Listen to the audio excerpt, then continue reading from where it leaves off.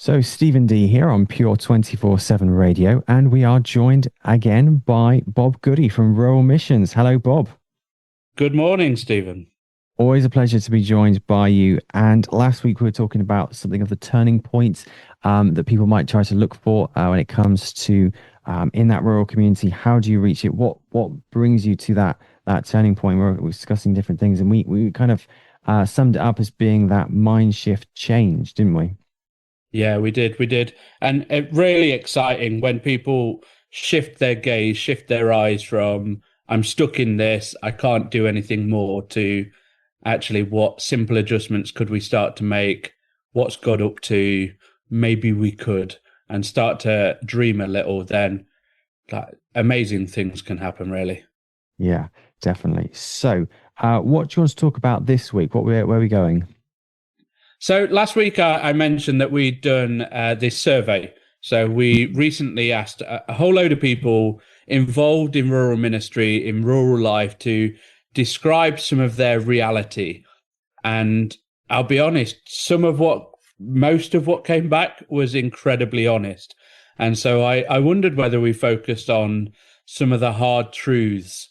So what are we getting wrong about rural church? What are we getting wrong about how people serve, engage, or basically how hard rural life can be? And just helping some of us and those of you listening to shift our mindset from this is how things are to maybe some of the realities of what rural can look like. Yeah, it's very easy to underestimate some of the challenges that rural areas might face. We talked before about some of the unique challenges of a rural area, but we can very easily underestimate that. And it's really interesting to hear what people have got to say, some of that honesty, which is good.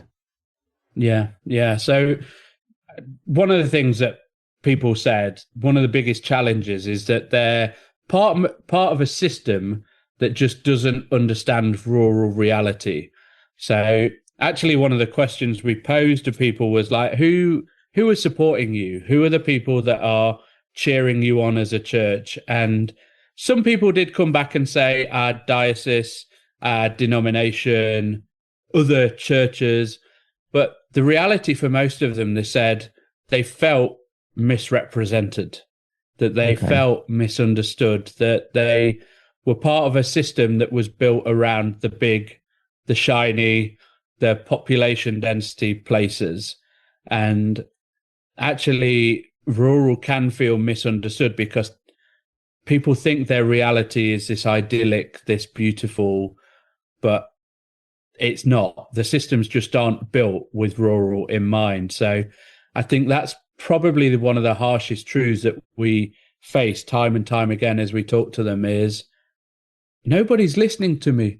Anybody out there? Yeah, I mean, with the idyllic setting that people might assume with the countryside, there is obviously a sense of loneliness, but also a lot of the same problems you might experience in an urban environment, just perhaps sometimes more intense. So it's interesting to hear about people saying, well, everyone's going to the big, as you say, the shiny. That's what people are going Yeah. for. And it's kind of built around that. So within, for instance, the diocese, there's going to be an emphasis on that. And there's going to be pushing people towards that and that lack of support for people around them. So I presume that was quite a common message from people. Yeah. Out of all the respondents, it probably appeared from about 75% of them Wow. saying that it can be really difficult and they just feel so underrepresented in the decision spaces that why should they why should they send money into the powers that be, and why should they do this? Because actually for them it's just so difficult to keep the lights on to make things work. So yeah, a good percentage feel that they don't fit. Okay. Yeah. So I mean, it's I can't say that I'm surprised to hear that, but it is something that we ought to be aware of when we see those churches in little communities, rural communities, and we see, it's idyllic and there's lots of flowers and it kind of looks very pleasant, very nice. Actually, behind those doors, a lot of challenges that are being faced, a lot of hardships. Yeah, for sure. And I think sometimes that's just not shown in how they receive support. So I know in previous interviews we've talked about some of the harsh realities that farmers go through and that feeling of loneliness and isolation, the bus timetables only running once a day and all those kind of bits. But I guess because we are there to support those churches primarily and to go, how do you help your whole community find and follow Jesus? That representation is key. And so we've become quite a voice across the last 2 years to really advocate and sing the praises of what God is up to in our churches in rural communities. Because I won't say where this is in the country, but there was recently a resource style church set up in a market town.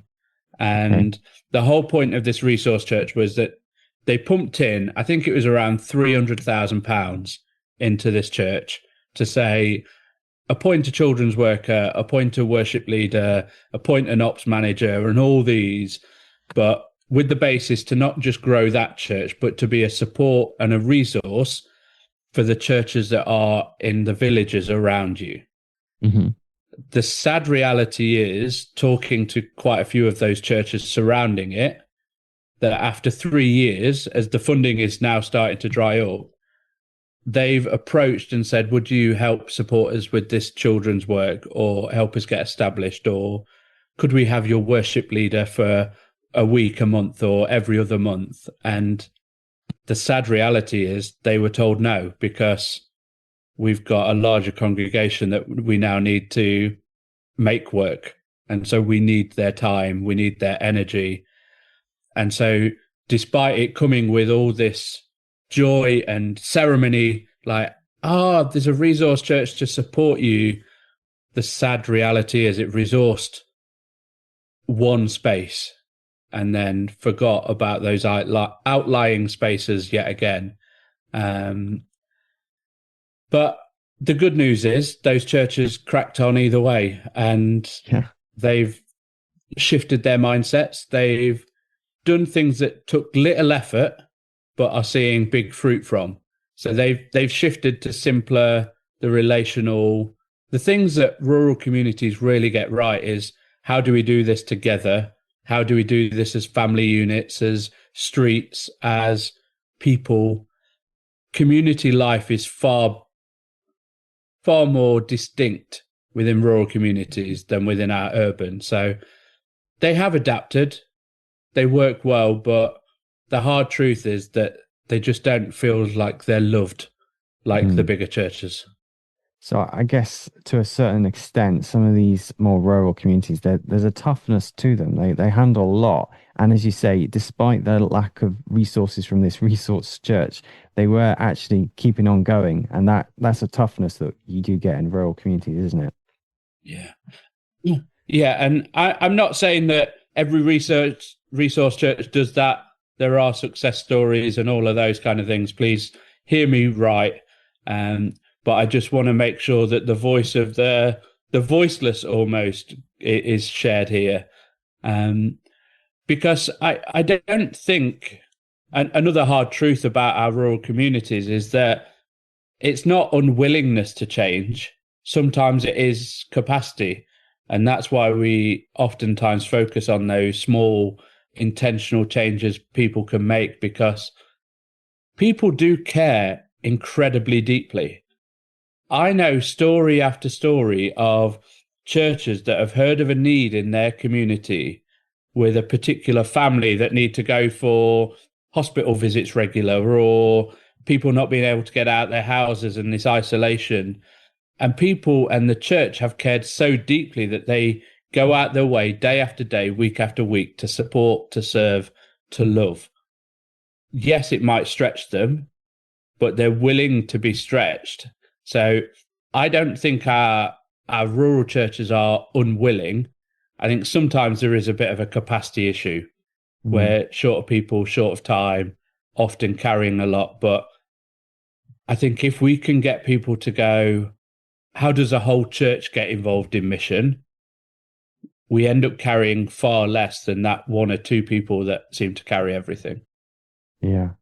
It's interesting. You're talking about how local churches sort of being forgotten about because you've got the bigger churches. Well, that whole like underdog story is something we see time and time and again all throughout life in all kinds of different areas and fields and industries and all kinds of stuff. It's always the bigger, more popular things that get the most support, the most Yeah. notice, and all the rest of it. So it's a very common thing to see. And so how those small rural churches keep on going and how they survive that problem is something that actually is true in a lot of different circumstances, not just in these rural churches. Yeah, and we are trying as an organization, as a charity, to be sharing more and more of those stories Yeah, because I'm coming across churches every month where they are growing. And when I say growing, yes, it might be from 10 to 12 people or from 15 to 20, but 15 to 20 in an area where it is a very small population density is incredible. And yeah, that's because they've dealt with these harsh truths that they might be under supported, under resourced, lack of capacity, but they've gone, well, God's still God, God's still good, and these people still need Jesus for themselves. And so I think it's important we share every time that the Bible tells us, doesn't it? Every time someone comes back to the Father, then there's great rejoicing and the angels throw a party and all of those kind of things. And we're like, we need to start doing that more often. How yeah. often do we celebrate someone coming to faith, someone finding their home in our community? Like, I think rural does it well, but that story just doesn't seem to spread too far out of that community. Yeah, what you said there about just one person. So a church grows from 10 to 12. That is huge. There's much rejoicing in heaven because of that. And we can so very easily just look for the big changes, the big success stories. Actually, those little achievements, they're not little really. They're huge. One Yeah, person coming to faith, one person being helped and supported by their local church. That's absolutely huge. And a lot of churches do that. You then have this huge change going throughout the world. So actually we get so caught up on the big changes, but actually those little changes. Do you have some more stories of those small just they're not small, they're huge, but where one or two people have come to faith because of small actions of a local church or they've been helped yeah, in some way? yeah. Well, obviously, you do have one of the really big ones. So, like, I used to work for Youth for Christ for British Youth for Christ as their missions and evangelism director, and one of the first evangelists Youth for Christ had globally was Billy Graham, who's quite a well known figure. Most people have heard of Billy Graham, and potentially through his ministry, millions, billions of people have come to faith. And the reality is, whether the story is true or not, he was the only person that came to faith the night that he did. Like it was a crusade thing. He happened to go into the tent and heard the gospel being preached. And you think, a preacher would go, oh, one person came to faith. Oh my goodness. Oh, is it really worth it? And then you go, what has that person gone on to do? Like when I became a Christian, I was the only person within my group that was a soul survivor that came to faith that day. And some people might go, oh, that's lovely. Like you took 60 people away and three people became, oh, that's not very many, is it? I would have expected more.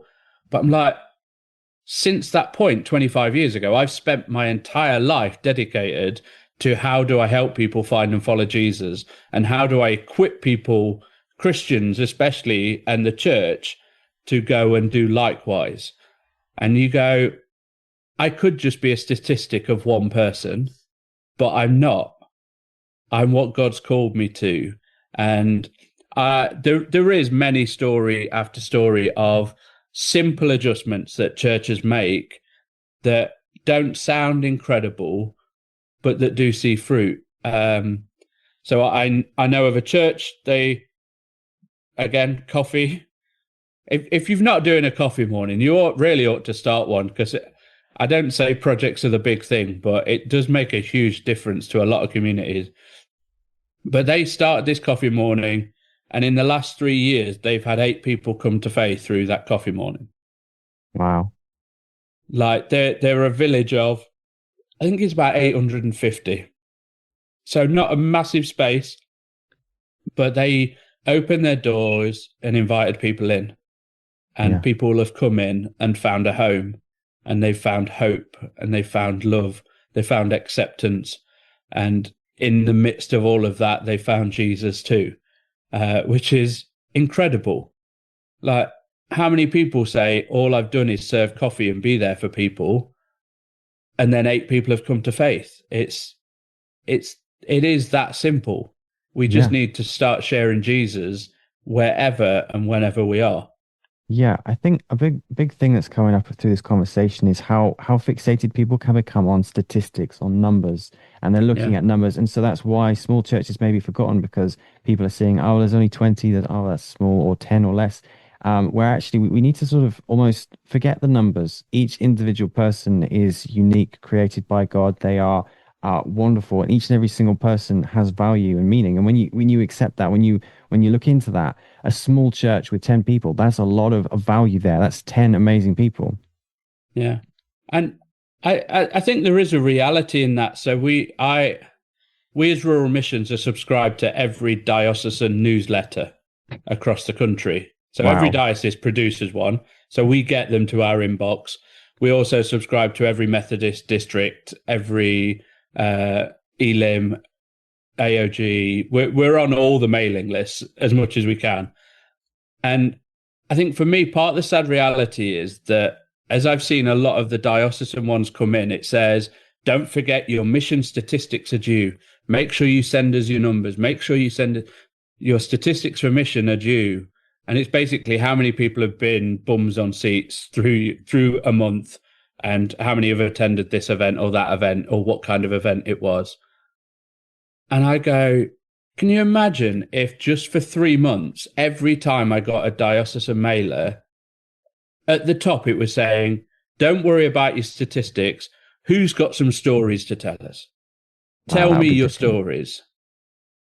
Like, I think you're right. We can get so fixated on numbers, and there is a point to that. Like, people need to put energy where things are, and I get it. Like, we as a charity need to make our numbers balance, and I set targets against my team and all those kind of things.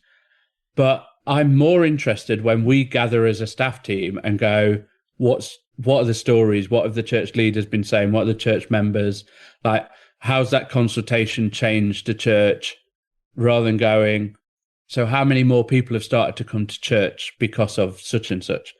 It's lovely to know those things, but you tell me one story of a life changed over a fact or a figure, like that's going to get your heart beating, and that's going to get you then going, oh, I feel resourced, I feel loved, I feel heard, because you've not just asked for my numbers, you've asked me, how are things actually going? Tell me a story. Yeah. Stories are so very valuable. Here at Pure 24/7 Radio, we do like share people's stories. It's a big part of what we do through radio interviews, much like this. We share stories, and what we've realized is they are so powerful. I mean, ultimately, Jesus, he told stories with parables to convey a message. Actually, sharing real life stories as well, it helps convey a message, and a message of actually things are improving, things are going well. The data points that they have value, obviously. There's a time and a place for data. There's a time and a place for statistics. But actually, the stories that you've been sharing over the past few weeks, they're some of the most amazing bits of information that come through these interviews. It's some of those stories of real life stories of people coming to faith, of people touching their communities, reaching out to their communities. So stories are so very valuable. Statistics and data have value. They do have a place, but they can be a bit over egged. Yeah. Yeah, exactly. And the whole start of this conversation, and some of the last one that we had, is that we've done a survey. And Yeah, so I am guilty of going, tell us some stuff, but actually we wanted to get some of the heart rather than the facts and the figures. Yeah. So we got so many responses. So half of them were telling us their church is stuck. Another half were telling us their church is full of potential. And I think that is the tension that really sums up the hard truth of it all. Like, churches are struggling, churches are thriving, and they're doing it in equal measure. And even in the same church, they're doing both. And so there is a reality that they just want to do, or I hope they just want to do what God's asking of them. And they'd love someone to be on that journey with them. And I think for me, the real issue isn't churches failing. It's often that churches are trying to do too much with too little, and they're not always fully understood in what they're up to.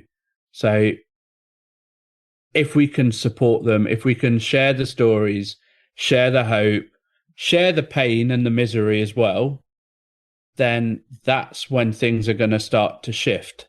So there was one church that we were chatting through. They were talking of closure because they were at such a point. And actually the minister, it was a Methodist church, they'd got a date in the diary to go to their synod to talk about and getting the cease to worship done on it. And all they did was try one small step. And that church rediscovered some of its purpose and is still open today. Like, they've not grown in numbers, but they've grown in appetite for God's church. They've grown in appetite for their community. And don't mishear, they didn't go from closing to thriving overnight, but they ended up restarting and rediscovering. And I think there is beauty in that. They've not got the numbers, but they've got the heart and they've got the story. And if we can shift our eyes again to that, then that's going to help us. Having the heart and story, not the numbers, that is what we've kind of ended up talking about today a lot. So we started off talking about the real honest truth of what's some of the struggles of rural communities off the back of this survey. And what we've kind of ended up talking quite a lot about is how what's needed more is hearts and stories more than statistics and data, basically. Yeah. So if you're listening and you're not in a rural area, you're not in a rural church, like, I think there is still a lot you can take from this. Like, how do we reposition ourselves? And maybe you know somebody that is in those areas. I think they would value your support. They'd value your conversation. Like, ask them how things are going. And there is a reality around our own mental health and well-being. And especially as a man, like, how many people do I have ask how my life is going and want an honest answer? You know, when you go to a church and you stood at the back and, how are you? Oh, I'm fine. How are you? I'm fine. Maybe this is prompting you that maybe you need to reach out to someone today and go, like, how are things at church? How are things going in your relationship with Jesus? How are we sharing him in those spaces? And yeah, as always, if you'd value a conversation with someone else, you're in a rural community, or even if you're not, and something struck you and you thought, I'd love to explore that more, then do drop us a message. We'd love to journey with you, and if you've got a story to tell, we'd love to hear your story too. So come find us. We're Rural Missions, easy to find. Just put that in Google or head to ruralmissions.org.uk and get in touch. Tell us your story or how we can be part of your story. Excellent. So I think that's a really good place to end today. Thank you so much for joining us, Bob Goody. Look forward to chatting again. It's been a pleasure. Yeah, thank you, Stephen. And that's number 6. So we're halfway through our joyful time together. So I look forward to our next time. Yeah, absolutely. The very first edition of our brand new monthly magazine, By Men for Men, hits the streets from the 1st of May. Pure Men's Mag is go. We've pulled together the very best writers we could find, scouring the earth, looking high and low, which means we've done the hard work for you. All you have to do is grab yourself a subscription. We've got digital subscriptions available everywhere via our website, or a 6-month subscription of these high quality, non-digital tactile interfacing devices. They don't crash, they don't need updates, the battery is always at 100%. And even better, a brand new one appears every single month. Just head yourself over to www.puremensmag.com and grab yourself a copy. These are by men, for men, and always AI free. Pure Men's Mag is a go.